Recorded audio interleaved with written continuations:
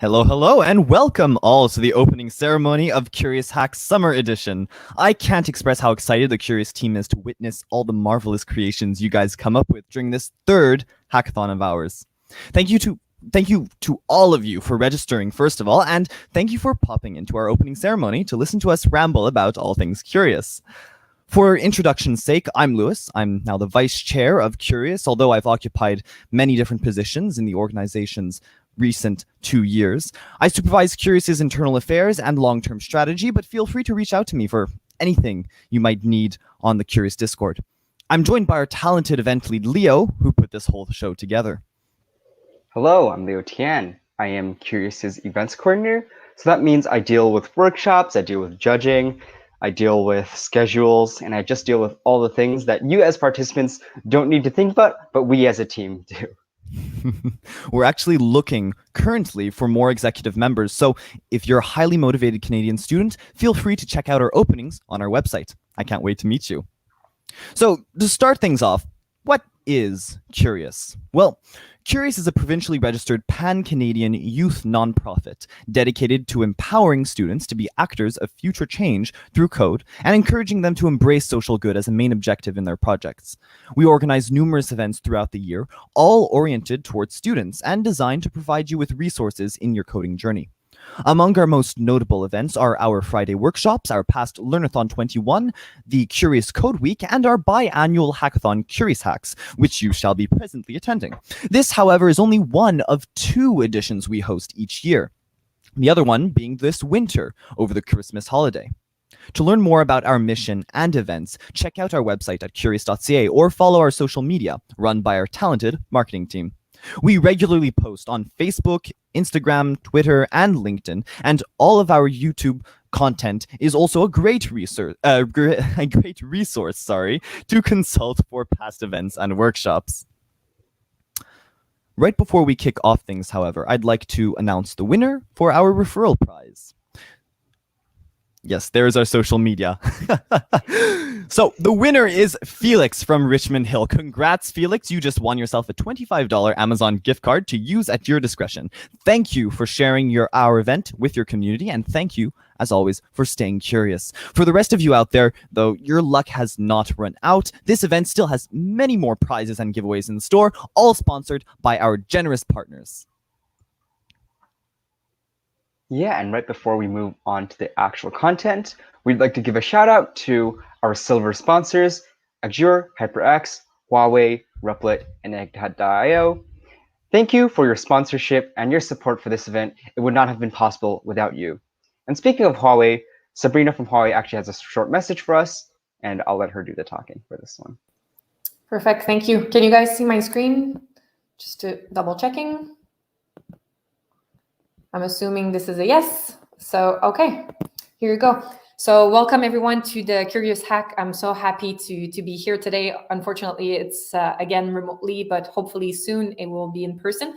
So on behalf of Huawei Canada, we're very happy to sponsor that kind of event. We sponsored many hackathon, and I think it's a great event to develop new skills and meet new people, because meeting people is going to help you in the future to basically create new opportunities. So I think those kind of event, even if they are remotely, it's very important to have them. So my name is Sabrina Chartrand. As mentioned, I'm Executive Director of Public Affairs at Huawei Canada.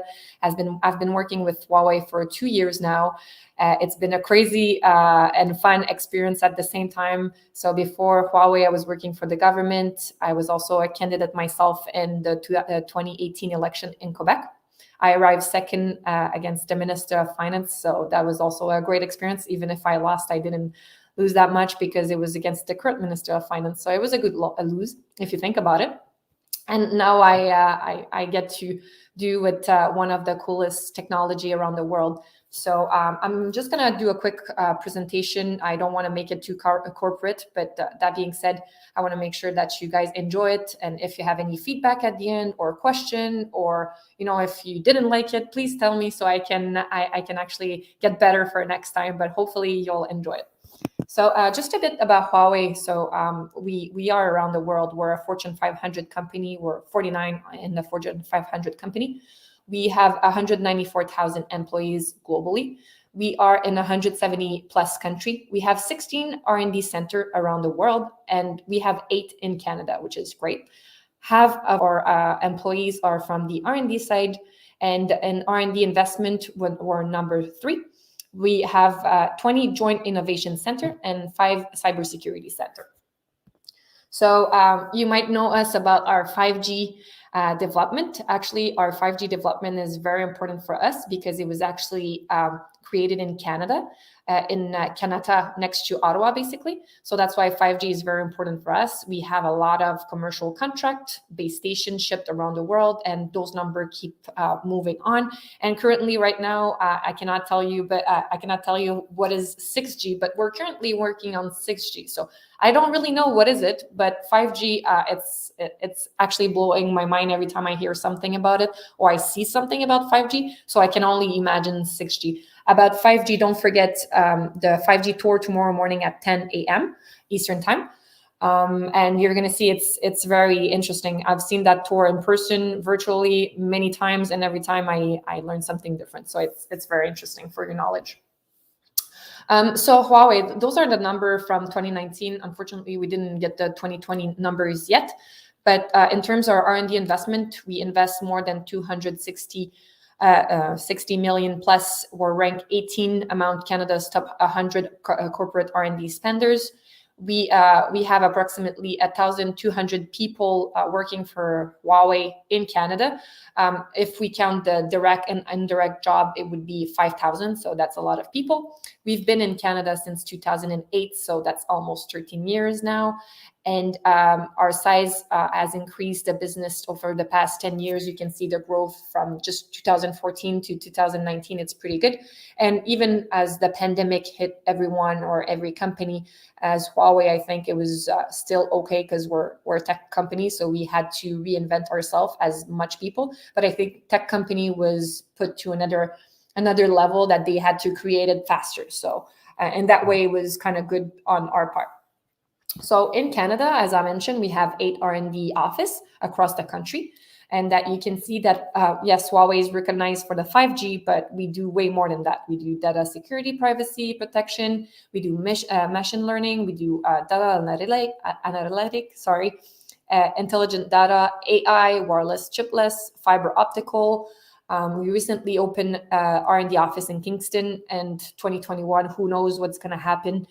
We never know what's going to happen with Huawei as long as we find talent, new students. We recently did Seeds for the Future, and Seeds for the Future, you can tell it with the name, basically, when we actually Seeds for the Future. So we invest a lot in new talent and young talent, universities. We do a lot of co-op because we invest in what we can have for future employees. So that's why it's important for us to do this.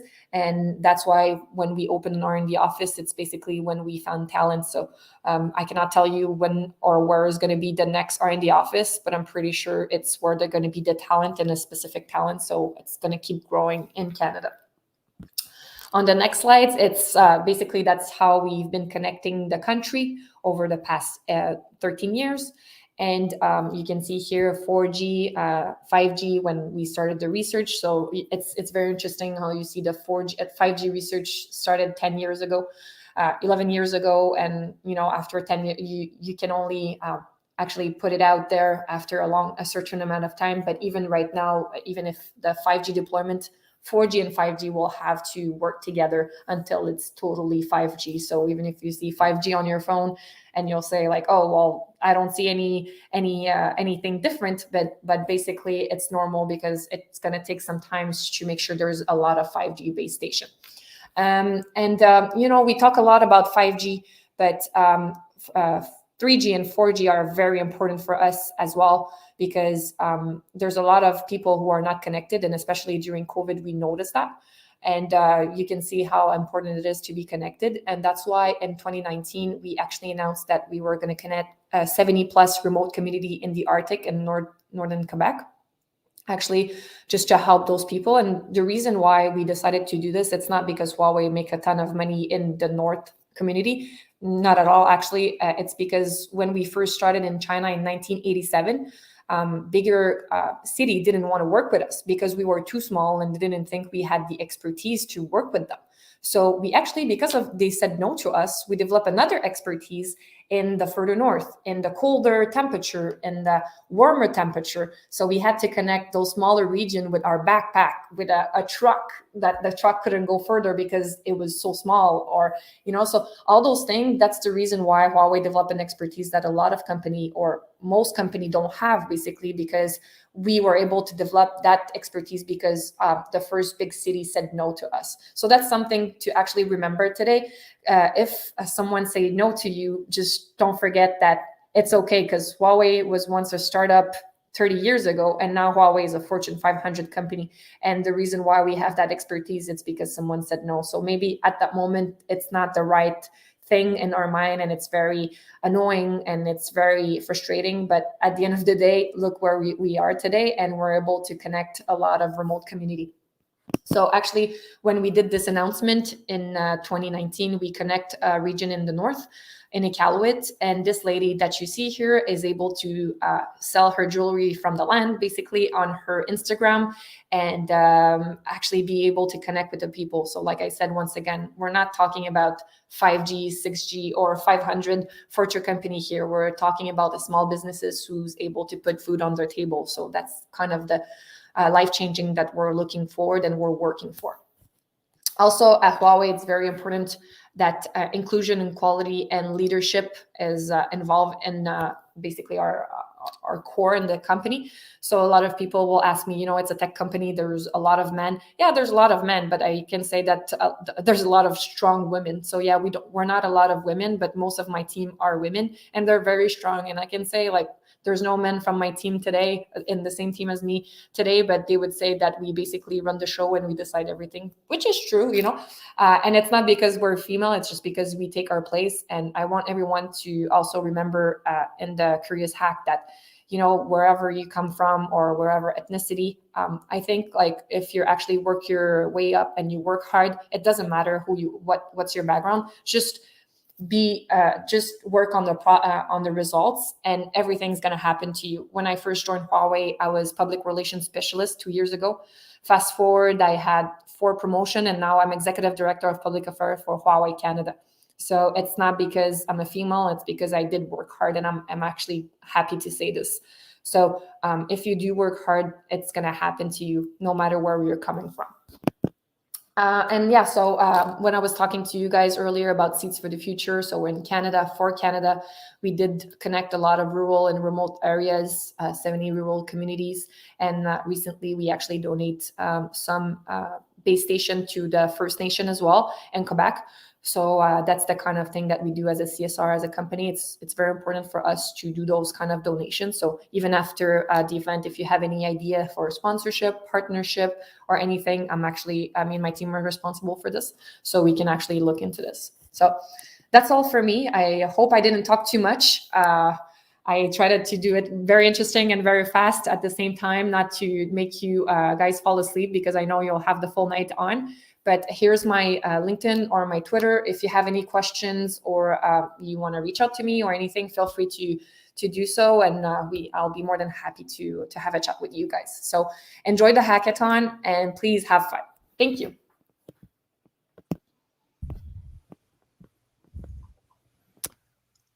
Okay, so thank you, Sabrina, for such an inspirational message. And moving on, we'd also like to give a shout out to our bronze sponsors, Linode, Qum, Figma.xyz, and StreamYard. Thank you for your contributions to Curious. And lastly, we'd also like to thank our Curious community partner, Slingshot. Slingshot is a service that provides internships to high school students, and it's a really cool thing, and more about that later. And also, we have some freebies from our sponsors. So by applying to and participating in KuriusHacks SE, you gain access to 2 years of Figma professional plan for students, which is worth $24, 1 month of the Replit Hacker plan, which is worth $5, $20 worth of Linode credits, 1 year of .xyz domain, and 3 months of Qum starter plan, which is worth $20. And let's dive right into the event. So here's the schedule in EDT. So we have the opening ceremony, Feed Huawei, at 6 p.m., which is happening right now. And hacking begins shortly after the opening ceremony at 7 p.m. And our first workshop, Build a Project with Python, is coming up today at 8 p.m. And tomorrow we have our Huawei 5G tour at 10 a.m., which Sabrina just mentioned. If you want to learn Vue, come join us at the Vue Watch Party at 2 p.m. And if you really want to dive in for the full experience of developing a web app, join Build the Next Gen TypeScript app with Firebase and Vue at 5 p.m. And if you want to learn how to test your APIs, join Postman with APIs 101 at 7:30 p.m. And lastly, it's like a hackathon. You probably want to chill. So join us at Game Night and Chill at 9 p.m., which is led by Lewis, actually. And on Sunday, which is the last day of the hackathon, we have some project submission directions at 3 p.m. So none of you get really confused about, oh, what's going on with dev post? Oh, what's Hack It Forward? It's okay. We'll explain all of that to you. And the dev post submission deadline is just an hour later at 4 p.m. And the Hack It Forward submission deadline is actually 30 minutes after that, just because we want to give you a little more time with a newer platform, which is made by us, by the way. Yes. And finally, the results for the winners will be announced at the closing ceremony at 8 p.m. So, if you're keen on winning, make sure you join that. So once you've made your teams, or perhaps even whilst you're looking for them, you can use the team voice channels to plan and discuss your project. Why do this? Well, sticking to the server allows you to make the most of Kurius's resources and mentors, so try it out. We also want to increase interaction between participants in order to reduce the amount of isolation in online hackathons. There will, of course, be a prize associated with this. One lucky team will be selected for a month of Discord Nitro on us. And now, the moment you've all been waiting for, because, of course, we don't just give out raffles. Through the donations of our generous sponsors and partners, we're allotting prizes to the teams placing in first, second, and third, as well as one beginner prize. So, winners will be selected by our judges according to specific criteria announced on our dev post. The team with the most points will take the cake. For all of you aiming your sights on first, here's what we have to offer. Not only will you secure a Slingshot-verified interview for an internship at a hot new startup, but your team will also win a HyperX Alloy Origins mechanical gaming keyboard, 1 year full access to Egghead.io, and 1 year of Azure Software Solutions RP Team Editions, all for you. Those who place in second will also be Slingshot verified, receive a HyperX Cloud Stinger gaming headset, 1 year of Egghead.io, as well as a ton of Figma swag, while third brings home the same, minus the Egghead.io subscription. In the beginner track, you'll run the chance to win your team a set of coding manuals to fast track your journey, as well as a subscription to Egghead.io to boost your skills in web dev. Now, I'm sure you're all dying to hear about the nonprofits you'll be working for. For this edition of KuriusHacks, we've partnered with 4 leading nonprofits of varying domains to offer you some of their biggest challenges. By completing a project for this hackathon, you'll simultaneously provide these organizations with tools to help change the face of their industries. We'd also like to take the time to thank these nonprofits for partnering with us, as without them, this event couldn't possibly take place. Each organization has also offered its own set of prizes for a team who completes its challenge. To start off with, we've partnered with the Breast Cancer Society of Canada to support their goal in raising money to fund patient-focused research for the diagnosis, treatment, and prevention of breast cancer. To reward participants who submit to their challenge, they're offering gift packages of branded items, a gift card, and a talk with their CEO. Birds Canada, whose mission is to conserve wild birds through data collected by citizen scientists and targeted research, will be awarding you various items like the bird identification poster, pin, and decal sticker. We're also working with Brain Canada to help them support and advance brain research, for which one lucky team will win a talk with their CEO. And last but never least, we've teamed up with Organizing for Change to encourage communities to educate themselves about the current system's wrongs and to co-create a better society from the ground up. For completing their challenge, one team will win themselves various photography prints from the organization.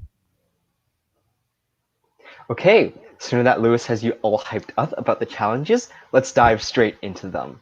So, for the Breast Cancer Society of Canada, there's actually 2 challenges. So the first one is to diversify modes of fundraising, both in terms of the nature of fundraising activities and the frequency of giving. So they're interested in having an engaging experience, maybe a game, with micro-donating fundraising capabilities with the potential of generating revenues throughout the year in a way that offers greater appeal to a large demographic.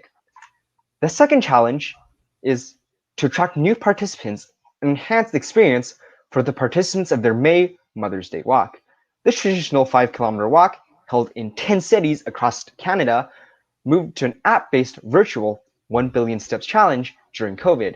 So, as in-person events return in 2022, they're looking for ideas to integrate the online and real walks to make the experience better and attract even more participants. In 2022, they're tentatively planning 3 in-person walks, and even though many people will not be physically close enough to join, they still wish to include some form of digital and online experience for 2022. And moving on to Birds Canada.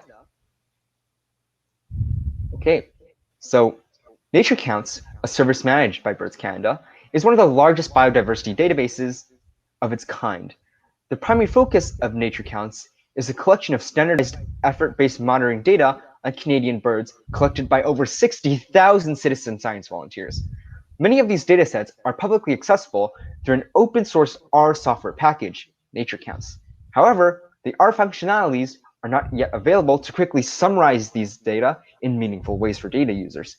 Their challenge is for hackers to develop a package functionalities, or GUIs, either on the data exploration side or on the data request side, that enable visual and or tabular summations of data in meaningful ways, like mapping observations, relative observation trends, generating species lists for specific areas.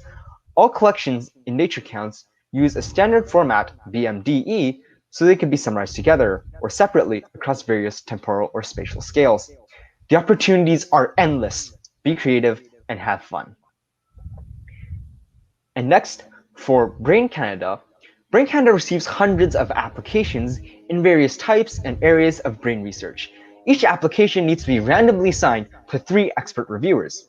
Assignment rules: application type, area of research, or keywords for each applicant must match or closely match those of reviewers, excluding those with conflict of interest. Currently, Brain Canada uses an Excel model to match each applicant to a reviewer. But this is quite tedious and can generate erroneous results that need to be manually corrected, potentially increasing assignment bias. The development of a program/automation process to improve the randomization process and generate a match percentage would be very helpful for Brain Canada's research programs. It should include some level of flexibility to add rules for specific programs, like the use of keywords or including a level of expertise as in a criteria, and it should allow CSV or Excel data importing from both the applicant forms and reviewer forms. And there are not many grant management systems that have this feature that allow for seamless randomization. So, it's up to you to develop that. And lastly, organizing for change. Lichen is a strategic collective impact effort that aims to improve the conservation movements and allied Indigenous nations' visual storytelling capacity. The core of Lichen is a visual content library that gives collaborating groups and communities access to thousands of high-quality photos made and sourced specifically for them. They're looking to further expand their storytelling by creating an app called Where Am I that identifies where the user is and lets them know whose Indigenous territory they're on, a brief history about that nation, their laws, and any other information the nation wishes to share. And they'd like the app to be able to share even more about these people.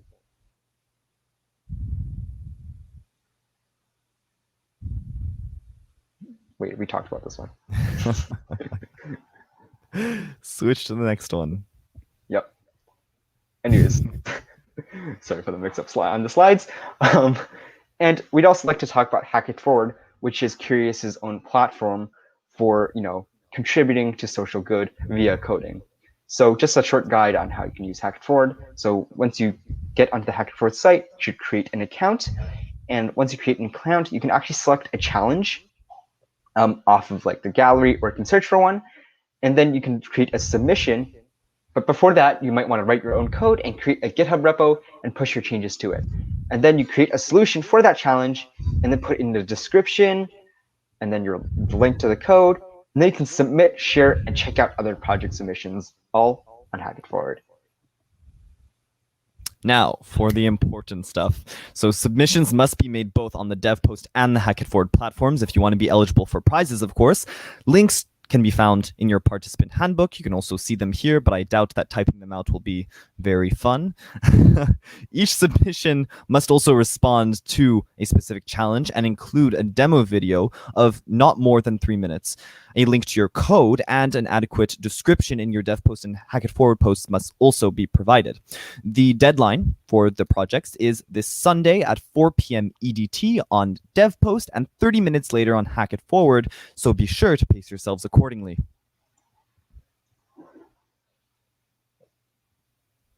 Now, if you need any more help, feel free to ask our mentors. They are always there on the server. Discord is one of the best resources. We provide you with all their expertise. So feel free to ping them according to their roles as well as their expertise. Of course, you can also just ping all general mentors, but refrain from doing that too often because we don't want them to leave us, do we? And just a reminder that our upcoming workshop is at 8. Don't mind the date. That one's actually wrong. It's supposed to be today. So Intro to Python, Build a Project by Eric Sheen. And it's taking place today at 8. So make sure you don't miss that if you want to learn some Python. Definitely. So thank you all for coming to the opening ceremony of Curious Hacks Summer Edition. Good luck to all of you. Happy Curious. Bye-bye. Okay. Bye.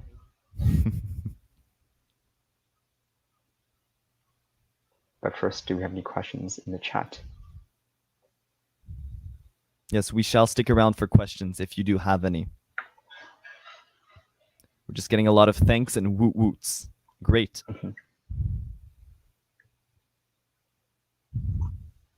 Rickroll. There shall not be a Rickroll this time. Oh.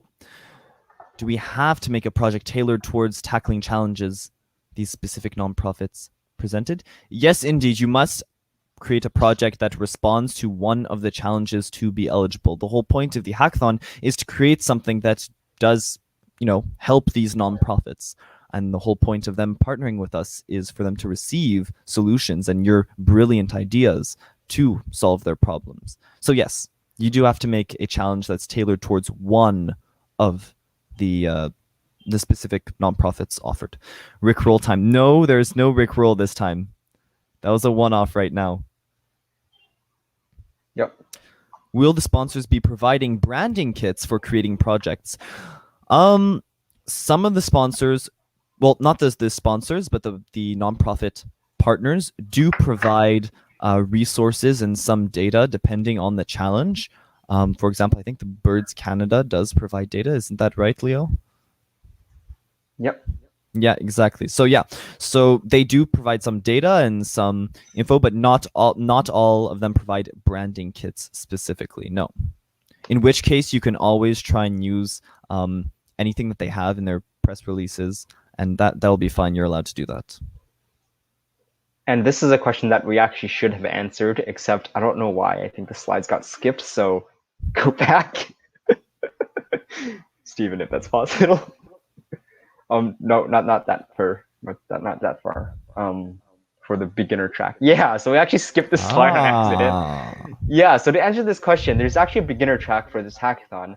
And this track is for beginners who have just begun coding or have limited to no experience with it. And you will actually be judged based on functionality and idea, but you won't be judged very harshly for the code. So that means you can make a prototype on Figma for these challenges, but only for specific ones, of course. You won't be making like a data model with like, a prototype. And we also probably won't criticize you for like terrible CSS. And the beginner track is an opt-in for the final submission. And by opting in for the beginner track, you're actually forfeiting your chance to win any of the top 3 prizes. So, pick your poison, I guess.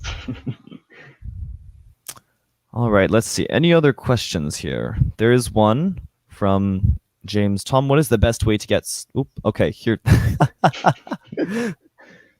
Yes, Stephen is behind the PowerPoint for the member that is asking. So, what is the best way to get started coming from someone attending their 0th hackathon? I like the use of the 0 right there. Well, the best way to get started, I would say, is probably choosing the beginner track if you don't feel comfortable with the other challenge. But if you really want to, put yourself out there and really attempt to build something from scratch for these other organizations, definitely do so.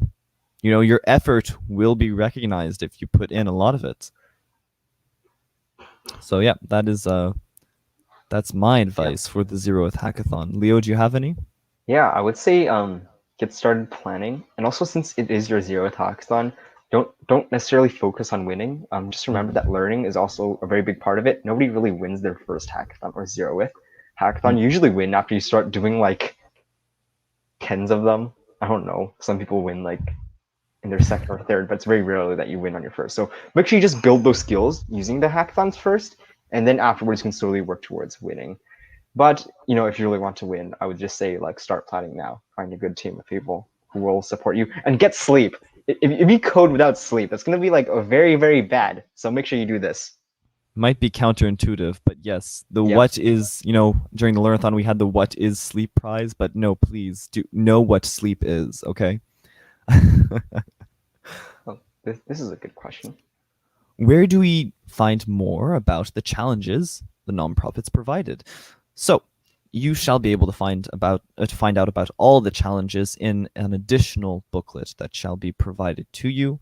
The challenges will also be posted on the Discord. So if any of you haven't joined the Discord yet, I doubt it, but if you haven't, go do that right now and introduce yourself to gain access to the Discord, because otherwise you won't be able to text or join any voice channels.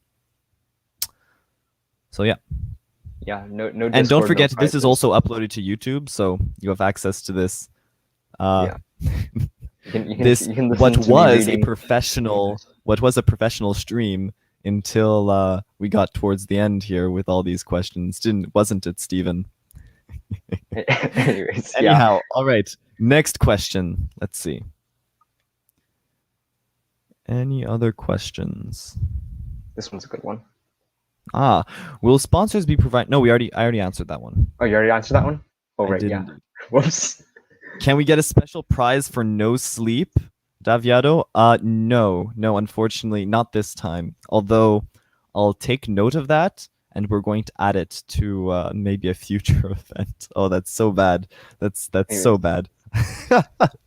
There's also this question, which is, do you have to do a hack for challenge and a nonprofit challenge, or just one? Oh, no. Okay. So this was very important back during Learnathon. People also got confused. So just to straighten this out right from the start, do not respond to any other challenges on Hack It Forward.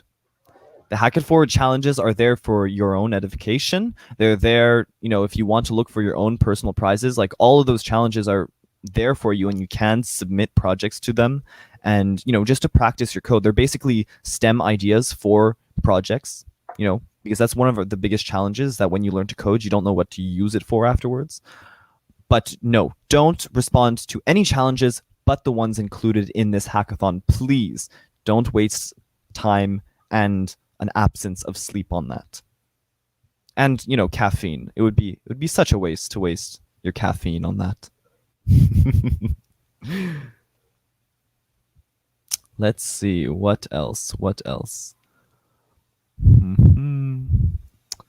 So the additional booklet is already posted. Do you mean the participant booklet provided in the email? So the participant booklet does not have the challenges. No, that is a separate booklet. There will be another one that will be provided. Until then, though, we will just post them directly in the hashtag announcements channel if it isn't already done. I don't believe it has been, but they'll be there shortly. And can I drink Pepsi instead of coffee? That is a very good question, Edward. We are not sponsored by Pepsi, nor by Coke, nor by any big coffee company. So I can say objectively that I think drinking coffee might be a tad better for you than drinking Pepsi with the amount of soft drinks you already drink. So that is my answer. Okay, the questions are derailing right now. So What is this Leo shall not question? sing for you now, perhaps during the game night. So that's another reason for all of you to come to the game night. Okay. Do we Well- need below a certain amount of experience in coding to qualify for the beginner challenge? So because it's an opt-in, you can really decide. Of course, if you are, if you consider yourself to be intermediate or advanced, please don't apply for the beginner track. But if you feel like your skills just aren't up to, they're just not good enough for the other challenges yet, then please do apply to the beginner track, and it's an opt-in, which means that you won't be eligible for the other prizes. That's how we make it fair. So, the beginner track doesn't have prizes that are maybe as attractive as the first, second, and third prize, but it's a trade-off. So you either choose that or you choose to be entered in the main running. Yeah, and like I'm just gonna say this, like you could be like writing the next Facebook while reciting all your data structures while reading a book on cracking the coding interview, and you could still apply for the beginner prize, but you're just going to forfeit the top 3. So, if you're Look, experienced, I mean, wouldn't hey, say if why you're not. writing the next Facebook at the same time, why are you applying for that beginner prize? Like, just putting that out there. Can Steven rap for us? Now, Leo is not singing and Steven is not rapping And today. don't give him the idea of doing it right We now. shall not do it on the YouTube. That is stuff for the hacking lounge where recording is prohibited. Yes. So that's my answer for that. Okay, I think the questions are getting a little Yeah, weird. the question are definitely by the way, we know who you are, all of you who are asking questions, okay? Your identity is not secret on this internet of ours. Yes, so we know who you are. And we shall respond to these this harassment later on the server. Anyhow, that's it. If there are no more real questions, questions other than the milking of cows, and other than who am I, that is the question to answer to ask your philosophy teacher. Honestly, if there are no more real questions, then we shall finish the stream right now, and I'll wait like maybe a couple more seconds to see if someone is typing. So far, we just have a bunch of ambassadors flooding the chat. Oh, sometimes I question what we do with these ambassadors. Sometimes I question, why are they here? Maybe the meaning of this being chaotic questioning. mass of meme humans that just go around Okay, this person has asked this trolling the question execs. more than Okay, once. there so- you go. I'm sorry about that. I didn't see your question. So, do you need to deploy web app projects? As long as we have the code for, I mean, I don't know, Leo. What is your opinion on that? You're the lead, the event lead on this one, so that's your choice right there.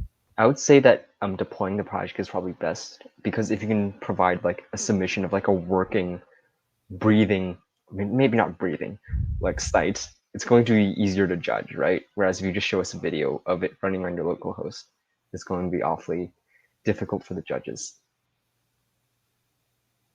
So you might want to. If you don't know how to do it, look into it. Try your best. You don't have to, but there you yes. go. All right. I don't see any other new questions. What type of project should we make? Oh, this here. So what type of project should we make? Website, mobile app? That is up to you to decide. What do you think would most impress the judges? It's really your choice. Also, quick comment out there, by the way, I don't believe we've mentioned this just yet, but it shall be mentioned towards the end. You must be on the Discord server to qualify for any prize whatsoever. If you are not part of the Curious community, we won't provide you with a prize. The pain of choice. Yes, yes, indeed, James Tom. The pain of choice. I feel that every single day when I get up and have to put on socks. So that is that. If there are no more new questions, then we shall end this stream here. I'm glad to Okay. have the the little casual bit at the end. That's always very fun. I do It indeed is. enjoy that. And you know what? If you want more casual banter with me or with the other execs, come to the game night, or just chill in the hacking lounge, and we'll probably join you at some Or point. join one of the 30 voice channels and we'll, Actually, come find yes, you. very important. If you join a voice channel, we're sure to bother you at some point and ask you what you're doing, because we're really curious Oh, about that. here's an actual question. What is the theme, and can we apply deep learning techniques? Okay, so first of all, the theme is social good, and the theme comprises multiple challenges. You can't just create a submission that responds to the general theme. It must respond to one of the specific challenges to qualify for a prize. You can, of course, create something that responds just to the theme, and we'll all marvel at it, and I'll post it on the Discord and show everyone, hey, look at Mustafa's creation. It's absolutely wondrous. But you won't be eligible for a prize if you don't respond to a specific challenge. The challenges will be posted on the Discord very shortly. Otherwise, they are in this video. In the meantime, though, just prepare your teams and all of that. Don't worry, we will post the challenges very shortly. Deep learning techniques can indeed be applied if you find them applicable. That's the most I will say about that.